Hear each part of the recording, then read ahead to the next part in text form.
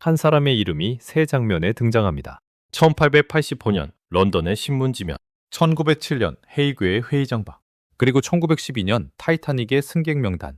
그 이름은 윌리엄 토머스 스테드였습니다. 오늘 이 이야기는 한 기자를 영웅으로 포장하려는 이야기가 아닙니다.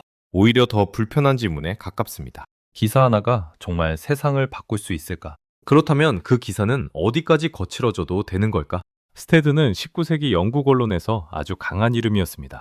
그는 신문이 단순히 사건을 전달하는 종이가 아니라 사회를 움직이는 도구가 될 수 있다고 믿었습니다. 그리고 그 믿음은 1885년 런던에서 가장 위험한 방식으로 시험대에 오릅니다. 당시 런던은 세계 제국의 수도였습니다. 화려한 극장과 은행, 항구와 상점이 있었고 같은 도시 안에는 지독한 빈곤도 있었습니다. 찰스 부스 같은 조사자들은 런던의 거리와 생활을 조사하며 도시의 번영 뒤에 넓은 빈곤지대가 있다는 사실을 보여주고 있었습니다. 이 조사가 중요한 이유는 간단합니다. 당시의 빈곤은 단순히 돈이 부족하다는 말로 끝나지 않았습니다. 집은 좁고 일은 불안정하고 병에 걸리면 버틸 방법이 거의 없고 아이들은 보호받지 못하는 시간이 많았습니다. 거리 하나를 건너면 전혀 다른 세계가 나오는 도시였습니다. 부유한 런던과 가난한 런던이 같은 지도 위에 붙어 있었습니다. 스테드가 주목한 것은 그 빈곤 속에서 더 쉽게 숨겨지는 문제였습니다. 아동과 여성에 대한 성착취, 그리고 그것을 막지 못하는 법과 제도의 허점이었습니다. 여기서부터는 표현을 조심해야 합니다. 스테드의 보도는 피해를 자극적으로 소비하기 쉬운 소재를 다루었습니다. 하지만 우리가 봐야 할 핵심은 장면의 충격이 아니라 당시 사회가 무엇을 외면하고 있었는가입니다. 1885년 스테드는 페무 가제트에 현대 바빌론의 처녀 곡물이라는 제목의 연재를 실었습니다. 그 제목부터 이미 강했습니다. 독자가 그냥 지나칠 수 없게 만드는 제목이었습니다. 그 연재는 런던에서 벌어지던 아동 성착취 문제를 사회 전체의 문제로 끌어올렸습니다. 개인의 타락이나 뒷골목의 소문이 아니라 법이 보호하지 못한 사람들의 문제로 바꿔놓은 겁니다. 보도 이후 여론은 크게 움직였습니다. 개혁운동가들, 시민들, 정치권의 논의가 맞물렸고 같은 해 영국에서는 크리미널로 어멘드먼 액트가 통과됩니다. 이 법은 여성과 소녀를 보호하는 내용을 담고 있었고 나이 기준도 16세로 올라갑니다. 그렇다고 한 기자가 혼자 법을 만들었다고 말하면 안 됩니다. 이미 그전부터 개혁을 요구하던 사람들도 있었고 의회 안팎의 논의도 있었습니다. 의회에서는 어느 나이까지 법이 보호해야 하는지, 어떤 행위를 처벌해야 하는지, 국가가 사생활에 어디까지 개입할 수 있는지를 두고 논쟁이 이어졌습니다. 개혁가들은 문제를 법의 언어로 바꾸려 했고 언론은 그 문제를 대중의 언어로 바꾸려 했습니다. 법은 조용히 만들어지지 않습니다.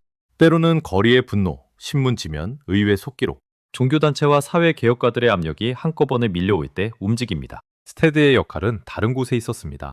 그는 사람들이 알고 싶어하지 않던 문제를 더 이상 모른 척하기 어려운 문제로 만들었습니다. 이게 언론의 힘입니다.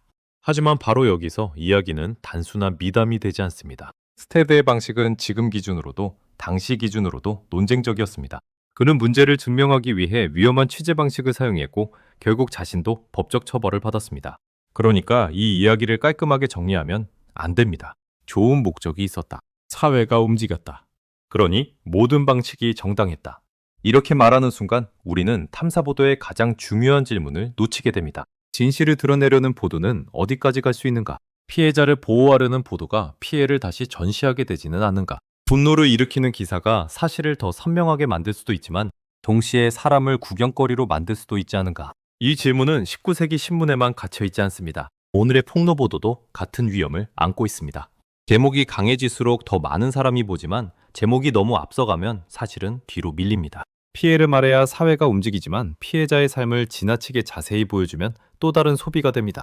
그래서 좋은 탐사 보도는 용기만으로 완성되지 않습니다. 검증, 절제, 맥락, 그리고 사람을 보호하려는 태도가 함께 있어야 합니다. 스테드가 흥미로운 이유는 바로 이 복잡함 때문입니다. 그는 언론이 세상을 바꿀 수 있다는 가능성을 보여줬고 동시에 그 힘이 얼마나 위험한지도 보여줬습니다. 그리고 이상하게도 그의 이름은 영국 안에서만 머물지 않습니다.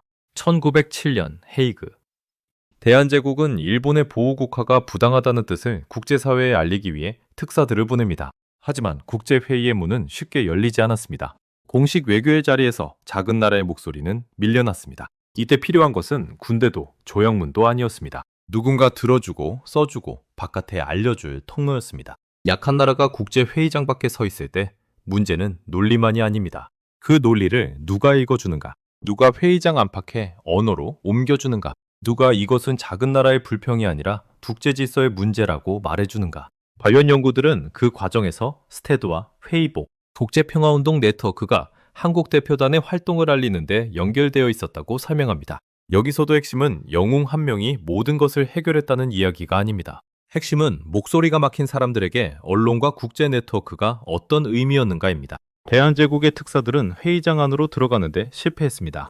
하지만 그들의 존재와 주장은 완전히 사라지지 않았습니다. 신문과 회의복, 외국 지식인들의 관심을 통해 잠시나마 국제 여론의 표면으로 올라왔습니다. 스테드의 이름은 바로 그 틈에 등장합니다. 1885년 런던에서 그는 보이지 않던 피해를 보이게 만들려 했습니다. 1907년 헤이그에서는 회의장 밖으로 밀려난 목소리를 인쇄된 말로 남기는 쪽에 서 있었습니다. 그리고 1912년 그의 이름은 전혀 다른 목록에서 다시 보입니다. 타이타닉의 승객 명단입니다. 스테드는 뉴욕으로 향하던 타이타닉에 타고 있었습니다. 배는 빙산과 충돌했고 그는 살아 돌아오지 못했습니다. 그의 마지막 순간을 둘러싼 여러 이야기가 전해지지만 확인하기 어려운 장면으로 결론을 만들 필요는 없습니다. 중요한 것은 그가 어디서 죽었는지가 아니라 그의 삶이 어떤 질문을 남겼는가입니다. 한 기자는 신문을 법의 문 앞까지 밀고 갔습니다. 한 기자는 국제회의장 밖의 목소리를 세계에 들리게 하려 했습니다. 그리고 그 기자의 이름은 결국 20세기 가장 유명한 해난사고의 명단 속에 남았습니다. 이 세 장면을 하나로 묶으면 스테드는 단순한 위인이 아닙니다. 그는 언론의 가능성과 위험을 동시에 보여주는 사례입니다. 보도는 사회가 숨긴 문제를 꺼낼 수 있습니다. 보도는 법을 움직일 수도 있습니다. 보도는 힘없는 외교의 목소리를 멀리 보내줄 수도 있습니다. 하지만 보도는 언제나 조심해야 합니다. 진실을 찾는다는 명분이 사람을 도구로 만들면 안 됩니다. 분노를 만든다는 이유로 확인되지 않은 이야기를 단정하면 안 됩니다. 피해를 말하면서 피해자를 다시 소비하면 안 됩니다. 그래서 스테드의 이야기는 지금도 낡지 않았습니다. 우리는 오늘도 폭로 기사를 봅니다. 분노하고 공유하고 누군가는 법이 바뀌어야 한다고 말합니다. 그럴 때마다 같은 질문이 돌아옵니다. 이 보도는 우리가 외면한 현실을 보게 만드는가? 아니면 복잡한 현실을 너무 쉬운 분노로 바꾸고 있는가? 스테드의 삶은 그 둘이 아주 가까이 붙어 있다는 사실을 보여줍니다. 세상을 바꾸는 기사는 필요합니다. 하지만 세상을 바꾸는 힘을 가진 기사일수록 더 많은 책임을 견뎌야 합니다. 타이타닉의 승객 명단에 남은 한 기자의 이름은 그래서 단순한 비극의 이름이 아닙니다. 그 이름은 이런 질문으로 남습니다. 우리는 어떤 진실을 끝까지 보려고 하는가? 그리고 그 진실을 전할 때 어떤 선은 끝까지 지켜야 하는가?